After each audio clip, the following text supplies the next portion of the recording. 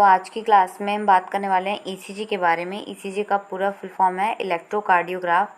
इसमें क्या लिखा है, you are probably familiar with this scene from a typical hospital television show. A patient is hooked up to monitoring machine that show voltage traces on a screen and makes the sound as the patient goes into cardiac arrest. यानी हमने hospital वगैरह में या फिर television show में देखा होगा कि एक जो पेशेंट है उसको जो मशीन है वो मॉनिटर कर रही है और स्क्रीन पे कुछ ग्राफिकल रिप्रेजेंटेशन हो रहा है और या फिर इस टाइप की साउंड प्रोड्यूस हो रही है, तो ये बता रहा है कि उसका कार्डियक अरेस्ट हो चुका है। लिखा है this type of a machine electrocardiograph is used to obtain an electrocardiogram. ECG is a graphical representation of electrical activity of heart during cardiac cycle. यानी ECG जो है वो ग्राफिकल रिप्रेजेंटेशन करता है कि जो हमारा हार्ट है वो कैसे मतलब वर्क कर रहा है। लिखा to obtain a standard ECG as show in the figure. ये कुछ इस टाइप का स्क्रीन पे इस टाइप का ग्राफिकल रिप्रेजेंटेशन होता है जिसमें एक पी वेव होती है, एक QRS होती है और एक टी होता है। ठीक है, फिर लिखा है a patient is connected to the machine with 3 electrical leads. यानी जो पेशेंट है उसमें 3 इलेक्ट्रिकल लीड्स लगी होती हैं, 1 टू ईच रिस्ट। जो 2 लीड्स हैं वो क्या होंगी, रिस्ट में यानी कलाई में लगी होती है, और एक जो लीड होती है वो लेफ्ट एंकल में लगी होती है। ठीक है, 1 to each wrist and to the left ankle that continuously monitor the heart activity. जो कॉन्टिन्यू क्या करते रहते हैं, हार्ट की एक्टिविटी को चेक करते रहते हैं, मॉनिटर करते रहते हैं। ठीक है, फिर लिखा है for a detail evaluation of the heart function multiple leads are attached to the chest region. Here we will talk only about a standard ECG। और बहुत ढेर सारी लीड जो होती हैं वो चेस्ट रीजन में लगी होती हैं। तो हमने क्या बताया कि इसमें 3 लीड्स होती हैं जो लेफ़्ट और राइट दोनों रिस्ट में लगी होती हैं, दोनों कलाइयों में लगी होती हैं और लेफ़्ट एंकल में लगी होती है। ठीक है, लेफ़्ट वाली जो एड़ी है, ठीक है, एंकल है, उसमें लगी होती है। और मल्टीपल लीड्स जो होती हैं वो चेस्ट रीजन में लगी होती हैं। अब ये जो पीक बने हुए हैं P, QRS, T, तो ये क्या डिनोट करते हैं ये हम बताने वाले हैं। तो लिखा है each peak in ECG is identified with a letter from a P to T that correspond to a specific electrical activity of the heart.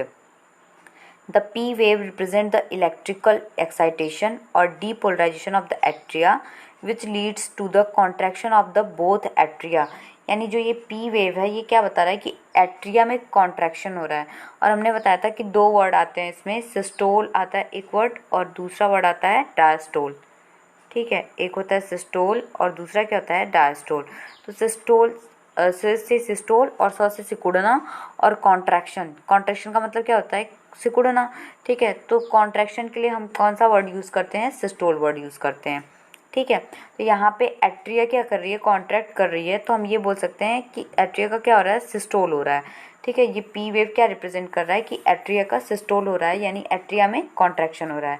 ठीक है, और जो ये QRS वेव है ये क्या रिप्रेजेंट कर रही है, तो ये QRS कॉम्प्लेक्स जो है ये डीपोलराइजेशन ऑफ वेंट्रिकल, यानी ये वेंट्रिकल की कॉन्ट्रैक्शन को रिप्रेजेंट कर रहा है।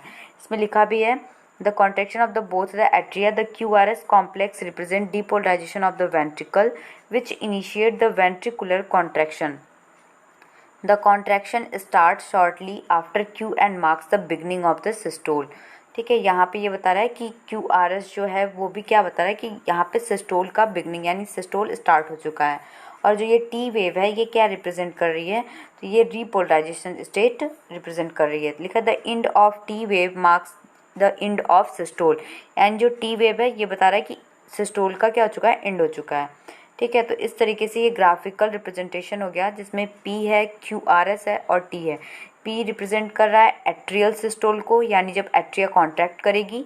QRS रिप्रेजेंट कर रहा है, ये जो QRS है ये क्या रिप्रेजेंट कर रहा है, वेंट्रिकुलर सिस्टोल को। और T क्या बता रहा है कि एंड हो चुका है, जो सिस्टोल है वो चीज़ वो एंड हो चुकी है, यानी कॉन्ट्रैक्शन का क्या हो चुका है, एंड हो चुका है। ठीक है, बात करते हैं डबल सर्कुलेशन की। तो लिखा है the blood flow strictly by a fixed route through blood vessel the artery and a vein. यानी ब्लड वेसल्स में आर्टरी और वेनी होती हैं, तो इसमें और से आर्टरी, और आर्टरी में क्या होता है, ब्लड आता है, वी से वेन, वेन से बाहर जाता है। ठीक है, लिखा है basically each artery and when consist of a 3 layer. जो आर्टरी और वेन है उसमें 3 लेयर होती हैं। कौन कौन सी होती है, तो इनर साइड में होती है ट्यूनिका इंटिमा, बाहर की तरफ होती है ट्यूनिका एक्सटर्ना और बीच में होती है ट्यूनिका मीडिया। ठीक है, 3 लेयर हो गई, जिसमें ट्यूनिका इंटिमा जो होती है वो स्क्वैमस एंडोथीलियम की बनी होती है और ट्यूनिका मीडिया जो होती है वो स्मूथ मसल की बनी होती है और ट्यूनिका एक्सटर्ना जो होती है वो कनेक्टिव टिश्यू या फिर कोलेजन फाइबर की बनी होती है। तो इस तरीके से बाहर की तरफ क्या हुआ, एक्सटर्ना, बीच में क्या हुआ, मीडिया, और सबसे इनर साइड में क्या हुआ, इंटिमा, और इसमें सबके आगे ट्यूनिका वर्ड को ऐड कर देते हैं, tunica externa, tunica media, tunica intima. ठीक है, तो इस तरीके से ये लेयर हो गई। लिखा as mentioned earlier the blood pump by the right ventricle enter the pulmonary artery whereas the left ventricle pump blood into the aorta. यानी जो राइट वेंट्रिकल है वो पल्मोनरी एंट्री में ब्लड को पंप कर रहा है और जो वेंट्रिकल है वो ब्लड को पंप कर रहा है एओर्टा में। एओर्टा क्या है, तो सबसे लार्जेस्ट आर्टरी जो है उसी का नाम क्या होता है, एओर्टा है, और जो सबसे लार्जेस्ट वेन है उसका नाम क्या है, वेना कावा है। ठीक है, लार्जेस्ट आर्टरी को हम क्या कहते हैं, एओर्टा कहते हैं, और लार्जेस्ट वेन को क्या कहते हैं, वेना कावा कहते हैं।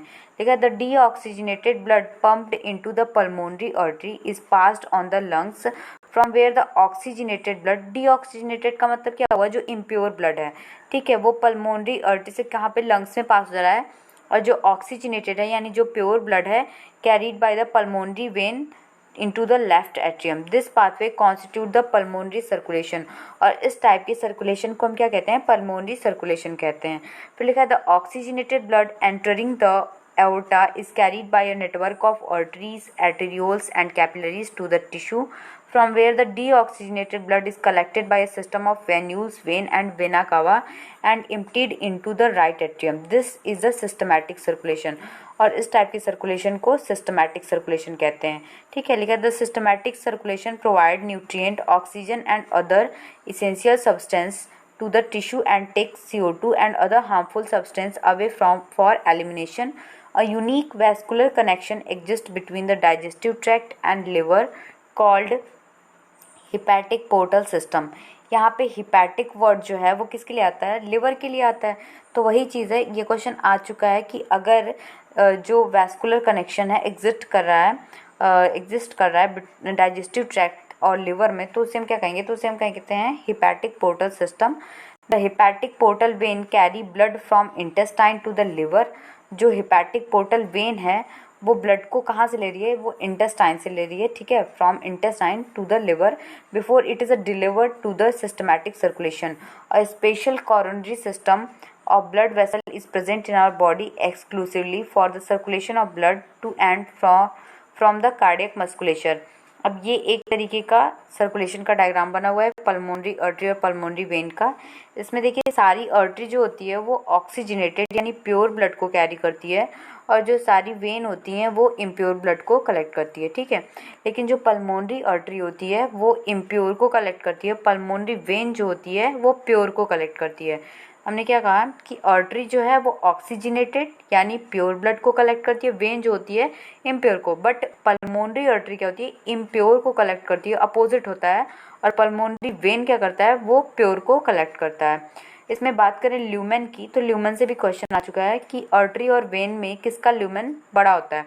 तो ल्यूमेन जो वेन का होता है, वी से बड़ा होता है ल्यूमेन, और आर्टरी का ल्यूमेन जो होता है वो क्या होता है, वो छोटा होता है। ठीक है, नेक्स्ट क्लास में हम रेगुलेशन ऑफ कार्डियक एक्टिविटी के बारे में डिस्कस करेंगे।